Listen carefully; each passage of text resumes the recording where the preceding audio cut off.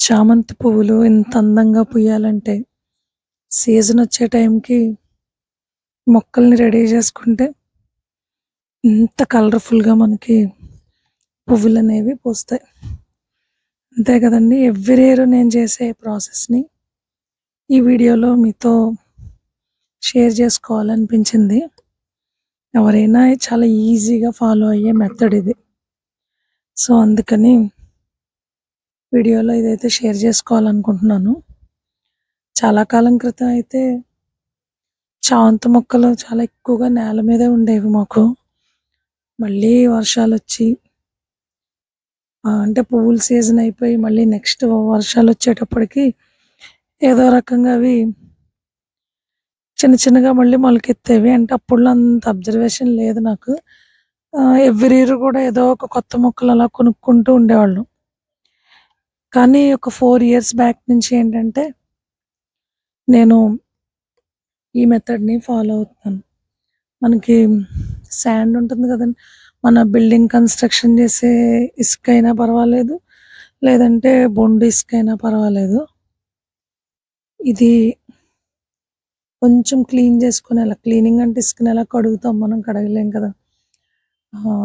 Holes ఉన్న tub లేదంటే మామూలుగానే టబ్‌లో వాటర్ పోసేసి, వాటర్ ఒంపేసి దాన్ని అలా కొంచెం ఎండబెట్టుకొని, ఆ తర్వాత ఒక 4 డేస్‌కి మనం ఇలా టబ్‌లోకి ఆ శాండ్ తీసుకొని, కొంచెం పసుపు కలిపిన నీళ్ళని శాండ్‌లో పోయడమే. అది పీల్చుకున్న తర్వాత మనం కలెక్ట్ చేసుకున్న అంటే మన ఓల్డ్ ప్లాంట్స్ నుంచి కలెక్ట్ చేసుకున్న చామంతి కొమ్మల్ని నాటుకోవడమే. ఈ ఇయర్ అయితే నా చామంతి మొక్కల నుంచయితే ఒక్క స్టెమ్ కూడా లేదండి. ఎందుకంటే నా దగ్గర ప్లాంట్స్ ఏం లేవు. ఎప్పుడూ చెప్పేదే ఇది. లాస్ట్ ఏప్రిల్‌లో నా మొక్కలన్నింటిని వేరే వాళ్ళకి ఇచ్చేసాను. సో, అందుకని నా దగ్గర మొక్కలు లేవు. ఇవైతే మా వదిన వాళ్ళ అమ్మగారింటి నుంచి తీసుకొచ్చారు నా కోసం. ఆంటీ చాలా ఇంట్రెస్ట్‌గా పాపం నాకు ఈ ప్లాంట్ స్టెమ్స్ అన్నీ కట్ చేసి పంపించారు. మంచిగా న్యూస్ పేపర్‌లో ప్యాక్ చేసి పంపించారన్నమాట. ఆవిడకి చాలా ఇంట్రెస్ట్ ప్లాంట్స్ అంటే. సో, ఆవిడ మొక్కల నుంచి. ఎన్ని వెరైటీస్ ఉన్నాయో తెలీదు. కానీ వెరైటీ అయితే ఉన్నాయి. ఎందుకంటే మన లీవ్స్‌ని బేస్ చేసుకొని ప్లాంట్స్ ఇన్ని వెరైటీస్ ఉన్నాయని తెలుస్తది కదా మనకి. సో, అలా. వీటికి నేనైతే కొంచెం పెద్దగా ఉన్న ఆకులనైతే సెపరేట్ చేస్తానండి. ఎందుకంటే ఆకులు గూడా మనకి రూట్స్ ఒస్తాయి. ఈ చామంతి చెట్లకున్న స్పెషల్ ఫీచర్ అది. ఆకులు గూడా చక్కగా స్టెమ్స్ ఒచ్చేస్తాయి. సో, ఇవి తీసుకొచ్చిన తర్వాత ఈ స్టెమ్స్‌ని నేను అదే న్యూస్ పేపర్‌లో 2 డేస్ ఉంచానమాట. అంటే నాకిలా పెట్టడానికి అవ్వలేదు. సో, అందుకని 2 డేస్ ఉంచి ఇప్పుడు మళ్ళీ నేనిలా చేశానివి. వీటికైతే నేను రూటింగ్ హార్మోన్స్ అలాంటివేమీ నేనెప్పుడు యూజ్ చేయలేదు. ఎప్పుడు స్టెమ్స్‌ని అలా సెపరేట్ చేయడం, జస్ట్ అందులో ఆ ఇసుకలో కొంచెం అలా వాటిని గుచ్చేయడమే అంతే. ఒక 20 డేస్ లేదంటే మోర్ దాన్ 20 డేస్. రూట్స్ అయితే మాత్రం చాలా బాగా వస్తాయి. ఇప్పటి వరకు నేనెన్ని స్టెమ్స్ పెట్టానో అన్ని స్టెమ్స్‌కి రూట్స్ వచ్చాయన్నమాట. నా ఫ్రెండ్ ఉంది ఇక్కడే. అది చాలా ఎక్కువ ప్లేస్ ఉంటది. ఆళ్ళకి మొక్కలు చాలా బాగా పెంచుతదది. కానీ ఈ ప్రాసెస్ ఎప్పుడు చేయదు. సో, అందుకని ఎప్పుడు నేను చేసినా దానికి నాకు మొక్కలు సరిపోయేలా చేసుకుంటామాట. అన్ని స్టెమ్స్ పెడతానండి నేను. సో, ఈసారి కూడా ఎక్కువే పెట్టుకున్నాను. ఎవ్వరైనా చాలా ఈజీగా చేయొచ్చు. ఆఫ్‌కోర్స్ చామంతి మొక్కలు కొనుక్కుంటే చాలా ఉంటాయి మనకి. ఇప్పుడు నర్సరీస్‌లో చాలా అవైలబుల్‌గా ఉన్నాయి ప్లాంట్స్.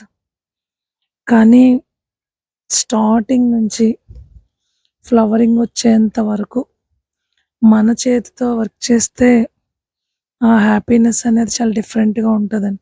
నేనైతే వీటి గ్రోత్‌ని ఎవ్రీడే ఎంజాయ్ చేస్తాను.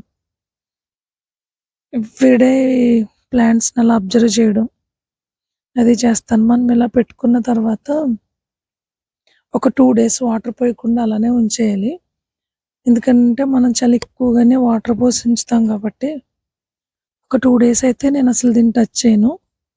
2 డేస్ తర్వాత ఆల్టర్‌నేట్ డేస్ జస్ట్ స్ప్రింకిల్ చేస్తాను వాటర్ అంతే.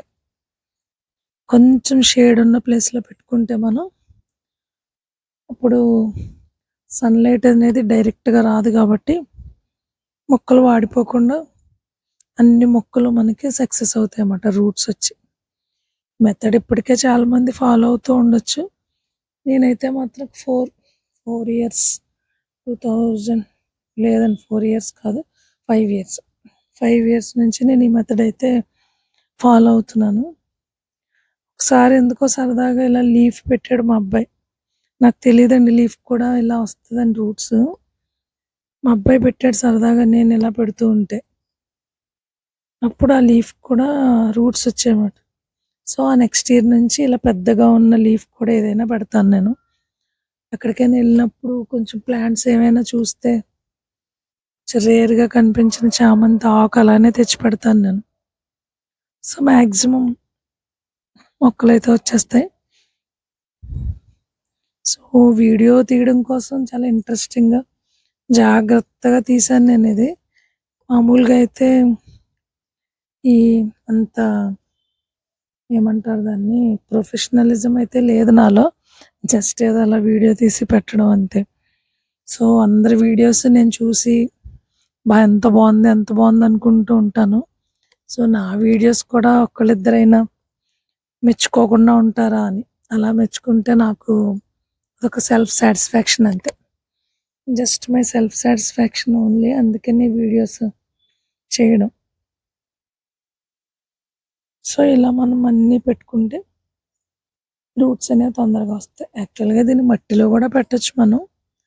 కాకపోతే అన్ని సక్సెస్ అవ్వండి మట్టిలో పెడితే. వాటర్ని స్టోర్ చేసుకునేటప్పుడు తర్వాత రూట్స్ ఫామ్ అయినప్పుడు అవి కుళ్ళిపోకుండా అంటే రాట్ అనేది రాకుండా ఉండడానికి ఈ శాండ్ అనేది మనకి బాగా యూజ్ అవుతుంది అన్నమాట. బొండిస్కలో అయితే చాలా ఎక్కువ అండి. ఫస్ట్లో మా అమ్మగారు గులాబీ మొక్కలు నాటేటప్పుడు కొమ్మల్ని బొండిస్కలో పెట్టేవారన్నమాట. అది ఇంకా దీనికంటే సాఫ్ట్గా ఉంటుంది. సో అలా మేము ట్రై చేసాం. ఇక్కడ మేమున్న ఏరియాలో ఆ బొండిస్క దొరకదు.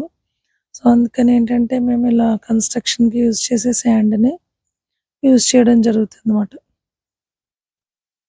సో ఇలా ఒకటి ఒకటి అన్ని పెట్టుకున్న తర్వాత ఇది పెట్టయితే 2 వీక్స్ పైన అయ్యిందండి. కానీ నాకు వీడియో చేయడానికి అవ్వలేదు. అందుకని ఇంత లేట్గా చేశాను. ఇవి రూట్స్ వచ్చిన తర్వాత వీటిని మళ్ళీ సెపరేట్ పాట్స్లో మళ్ళీ రిపోర్టింగ్ చేసుకుంటాను అన్నీ.